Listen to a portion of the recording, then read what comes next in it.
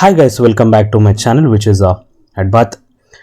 Guys, ನಮಗೆಲ್ಲರಿಗೂ ಇವತ್ತು ಗೊತ್ತಿತ್ತು ಆಲ್ಮೋಸ್ಟ್ ಸಂಜೆ ಟೈಮಿಗೆ ಅಂತ ಹೇಳಿದ್ರೆ ಮಾರ್ಕೆಟ್ ಮುಗಿದ ನಂತರ ನಮ್ಮ ಇಂಡಿಯಾದ ಏನು CPI consumer price index inflation data ಏನಿದೆ ಸೊ ಅದು ಬರುತ್ತೆ ಅಂತ ಒಂದು ಗೊತ್ತಿತ್ತು. ಸೊ ನೋಡೋಣ ಇನ್ಫ್ಲೇಷನ್ ರೇಟ್ ಏನು ಬಂತು, ಯಾವ ಥರ ಬಂದಿದೆ ಅಂತ ಹೇಳ್ಬಿಟ್ಟು.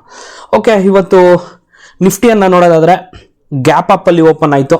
ಸೊ ಒಂದು ನಾರ್ಮಲ್ ಟ್ರೇಡನ್ನು ಮಾಡ್ತು ಅಂತ ಹೇಳ್ಬೋದು. ಸೊ ಓಪನಿಂಗಲ್ಲಿ ಚೆನ್ನಾಗೇ ಇತ್ತು. ಸೊ ಆಮೇಲೆ ನಂತರ ಕೆಳಗಡೆ ಬಂತು, ಆಲ್ಮೋಸ್ಟ್ ಕೆಳಗಡೆ ಅಂತ ಹೇಳಿದ್ರೆ ಒಂದು 0.8% ಅಷ್ಟು ಕೆಳಗಡೆ ಬಂತು. ನಾರ್ಮಲ್ ಟ್ರೇಡ್ ಆಯಿತು ಅಂತ ಹೇಳ್ಬೋದು. ಸೊ ಅದಾದ ನಂತರ ಇನ್ಫ್ಲೇಷನ್ ಡೇಟಾ ಬರುತ್ತೆ ಸಂಜೆ ಮಾರ್ಕೆಟ್ ಮುಗಿದ ಮೇಲೆ ಬಂತು. ಸೊ ನೋಡೋಣ ಇದರಿಂದ ಏನಾಗುತ್ತಪ್ಪ, ಇನ್ಫ್ಲೇಷನ್ ಡೇಟಾ ಬಂತು, ಯಾವ್ದು ನಾವು ಮೇಯ್ನ್ ಆಗಿ ಏನು ಕಾನ್ಸಂಟ್ರೇಟ್ ಮಾಡಬೇಕು. ಸೊ ಮೇಯ್ನ್ ಆಗಿ ಏನಪ್ಪ ಕಾನ್ಸಂಟ್ರೇಟ್ ಮಾಡಬೇಕು ಅಂತ ಹೇಳಿದ್ರೆ RBIನ ಒಂದು MPC ಮೀಟಿಂಗ್ ಇದೆ. ಸೊ ಇನ್ಫ್ಲೇಷನ್ ಡೇಟಾ ಏನಾದರೂ ಕಮ್ಮಿ ಬಂದಿದೆ ಅಂತ ಹೇಳಿದ್ರೆ MPC ಮೀಟಿಂಗ್ ಅಲ್ಲಿ ರೇಟ್ ಕಟ್ ಅನ್ನ ಮಾಡ್ತಾರೆ. ಸೊ ರೇಟ್ ಕಟ್ ಅನ್ನು ಮಾಡಿದ್ರೆ ಏನಾಗುತ್ತೆ ಸ್ಟಾಕ್ ಮಾರ್ಕೆಟ್ಗೆ ಅದು ಪಾಸಿಟಿವ್. ಹೆಂಗೆ? ಸೊ ನೋಡೋಣ ಮುಂದೆ ಹೋಗ್ತಾ. ಸೊ ಆಕ್ಚುಲಿ ಮಾರ್ಚ್ 12 ಇವತ್ತಿನ ದಿನ ಇನ್ಫ್ಲೇಷನ್ ಡೇಟಾ ಬಂತು. ಸೊ ಹಾಗನೇ 7 ಇದ್ರ ಮೇಲೆ ಆಧಾರಿತವಾಗಿರೋದು ಇವಾಗ ಏನು RBI ರೇಟ್ ಕಟ್ಟು ಮಾಡ್ತಾರಾ ಇಲ್ವಾ ಅಂತ ಹೇಳ್ಬಿಟ್ಟು ಇದ್ರ ಮೇಲೆ ಆಧಾರಿತವಾಗಿರ್ತಕ್ಕಂಥದ್ದು. ಸೊ ಇಲ್ಲಿ ನೋಡ್ಬೋದು ನೀವು, ಇಲ್ಲಿ 7 to 9 ಏಪ್ರಿಲ್ 2025 7ರಿಂದ 9 7, 8, 9 ಈ 3 ದಿನಗಳ ಕಾಲ MPC ಮೀಟಿಂಗು ನಡೆಯುತ್ತೆ. 9ನೇ ತಾರೀಕಿಗೆ ಏಪ್ರಿಲ್ 9ನೇ ತಾರೀಕಿಗೆ ನಮಗೆ ಗೊತ್ತಾಗುತ್ತೆ ಏನು ಅಂತ ಹೇಳಿದ್ರೆ ರೇಟ್ ಕಟ್ ಆಯ್ತಾ ಅಥವಾ ಸ್ಟೇಬಲ್ ಆಗಿ ಮೇಂಟೈನ್ ಮಾಡಿದ್ರಾ, ಕಮ್ಮಿ ಮಾಡಿದ್ರಾ, ಹೆಚ್ಚು ಮಾಡಿದ್ರಾ ಅನ್ನೋದು 9ನೇ ತಾರೀಕಿಗೆ ನಮಗೆ ಕ್ಲಿಯರ್ ಆಗಿ ಗೊತ್ತಾಗುತ್ತೆ. ಸೊ ಓಕೆ, ಇಂಡಿಯನ್ನ ಇನ್ಫ್ಲೇಷನ್ ಡೇಟಾ ಏನಪ್ಪಾ ಹೆಂಗ್ ಬಂದಿದೆ, ಸೊ ಅದನ್ನ ನೋಡ್ಕೊಂತ ಹೋಗೋಣ ಇವಾಗ.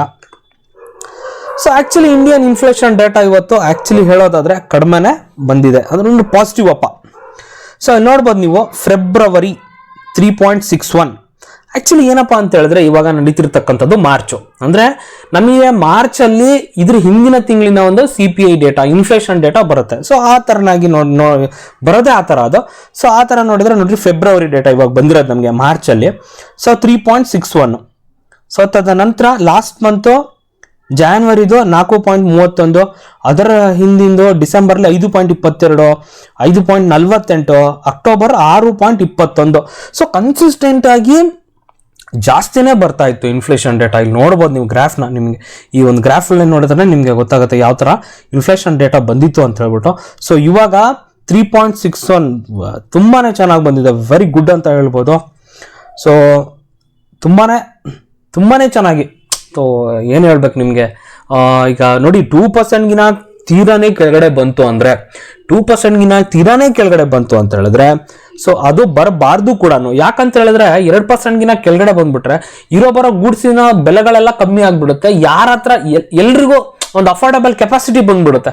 ಸೊ ಎಲ್ಲರ ಹತ್ರನೂ ಎಲ್ಲ ಸಾಮಾನು ಇರುತ್ತೆ, ಎಲ್ಲ ಐಟಮ್ಸ್ ಇರುತ್ತೆ, ಎಲ್ಲವನ್ನು ಖರೀದಿ ಮಾಡ್ಬೋದು. ಅಂದ್ರೆ ಗೂಡ್ಸ್ನ ಬೆಲೆ ಕಮ್ಮಿ ಆಗುತ್ತೆ ಅಂತ ಹೇಳಿ ತೀರಾ ಅಷ್ಟು ಕಡಿಮೆ ಆಗಬಾರ್ದು. ಅಂದ್ರೆ 2%ಗಿನ ಇನ್ಫ್ಲೇಷನ್ ಕೆಳಗಡೆ ಬರಬಾರ್ದು. 3.61ಗಿನ ಕೆಳಗಡೆ ಬಂದಿದೆ, ತುಂಬಾ ಒಳ್ಳೆ ವಿಚಾರ. ಓಕೆ, ಇವಾಗ ಏನಪ್ಪಾ, ಏನ್ ನೆಕ್ಸ್ಟ್? ಓಕೆ, ಇನ್ಫ್ಲೇಷನ್ ಡೇಟಾ 3 ಬಂತು. ಸೊ ನೆಕ್ಸ್ಟ್ ಏನಪ್ಪಾ ನಮಗೆ, ನಾನು ಮುಂಚೆನೆ ಹೇಳ್ದಂಗೆ ಇಂಟ್ರೆಸ್ಟ್ ರೇಟ್ಸ್, RBIನ ಇಂಟ್ರೆಸ್ಟ್ ರೇಟ್ಸ್ ಕಟ್ ಮಾಡ್ತಾರೆ ಇವಾಗ. ಸೊ ನೋಡ್ಬೇಕು ಏನ್ ಮಾಡ್ತಾರೆ ಅನ್ನೋದನ್ನ ಏಪ್ರಿಲ್ 9 ನಂತರ ನಮಗೆ ಸೊ ಮೇ ಬಿ ಕಟ್ ಮಾಡಬಹುದು ಅಂತೇಳಿ ಹೇಳ್ಬೋದು. ಸೊ ಓಕೆ, ಇನ್ನೊಂದೇನಪ್ಪ ತಲೆಗೆ ಬರುತ್ತೆ ಅಂತ ಹೇಳಿದ್ರೆ ನಮಗೆ ಇಮ್ಮಿಡಿಯೇಟ್ ಆಗಿ, ಸೊ ಹವ್ಯವರ್ ನಾಳೆ ನಿಫ್ಟಿನಲ್ಲಿ ಒಂದು ಒಳ್ಳೆ ಮೊಮೆಂಟಮ್ ಸಿಗ್ಬೋದು, ಏನು ಪಾಸಿಟಿವ್ ಕಡೆ ಮೊಮೆಂಟಮ್ ಇರ್ಬೋದು ನಿಫ್ಟಿನಲ್ಲಿ ಅಂತ ಒಂದು ತಲೆಯಲ್ಲಿ ಒಂದು ಥಾಟ್ ಬರುತ್ತೆ. ದಯವಿಟ್ಟು ಹಂಗಂತ ಅನ್ಕೊಳ್ಳೋಕ್ಕೆ ಹೋಗ್ಬೇಡಿ. ಯಾಕಂತ ಹೇಳಿದ್ರೆ ಇವತ್ತು US ಇಂದು ಇನ್ಫ್ಲೇಷನ್ ಡೇಟಾನು ಕೂಡ ಬರ್ತಾ ಇದೆ. ಸೊ ನೋಡೋಣ US ಇನ್ಫ್ಲೇಷನ್ ಡೇಟಾ ಯಾವ ತರ ಬಂದಿದೆ. ಹಾಗೇನೆ ಟ್ರಂಪ್ ಅವರು ಟ್ಯಾರಿಫ್ ಅಂತ ಹಾಕಲ್ಲ, ಅದು ಇದು ಅಂತ ಸುಮ್ಮನೆ ಹೇಳ್ತಾರೆ. ಸೊ ಇವನ್ನೆಲ್ಲ ನೋಡಿದ್ರೆ ನಿಫ್ಟಿಗೆ ಅಕಸ್ಮಾತ್ US ಇನ್ಫ್ಲೇಷನ್ ಡೇಟಾ ಜಾಸ್ತಿ ಬಂದ್ಬಿಟ್ಟು ಡೋ ಜೋನ್ಸ್ ಏನಾದ್ರೂ ಮಾರ್ಕೆಟ್ ಬಿತ್ತು ಅಂತ ಹೇಳಿದ್ರೆ ಸೊ ಅಫ್ಕೋರ್ಸ್ ಇಂಡಿಯನ್ ಮಾರ್ಕೆಟಿಗೆ ಅದು ನೆಗೆಟಿವ್. ಸೊ ನೋಡೋಣ ಏನು US ಮಾರ್ಕೆಟ್ ಇನ್ಫ್ಲೇಷನ್ ಡೇಟಾ ಯಾವ ತರ ಬರುತ್ತೆ ಅಂತ ಹೇಳ್ಬಿಟ್ಟು ತದನಂತರ ಡಿಸಿಷನ್ ಅನ್ನ ತಗೊಳ್ಳೋಣ. ಐ ಹೋಪ್ ಗೈಸ್ ವಿಡಿಯೋ ಇಷ್ಟ ಆಯ್ತು ಅನ್ಕೋತೀನಿ. ವಿಡಿಯೋ ಇಷ್ಟ ಆದ್ರೆ ಒಂದೇ ಒಂದು ಲೈಕ್ ಕೊಡಿ. ಹಾಗೇನೆ ನನ್ನ ಚಾನಲ್ನ ಸಬ್ಸ್ಕ್ರೈಬ್ ಮಾಡ್ಕೊಂಡಿಲ್ಲ ಅಂದ್ರೆ ಸಬ್ಸ್ಕ್ರೈಬ್ ಮಾಡ್ಕೊಳ್ಳಿ ಗೈಸ್. Thank you.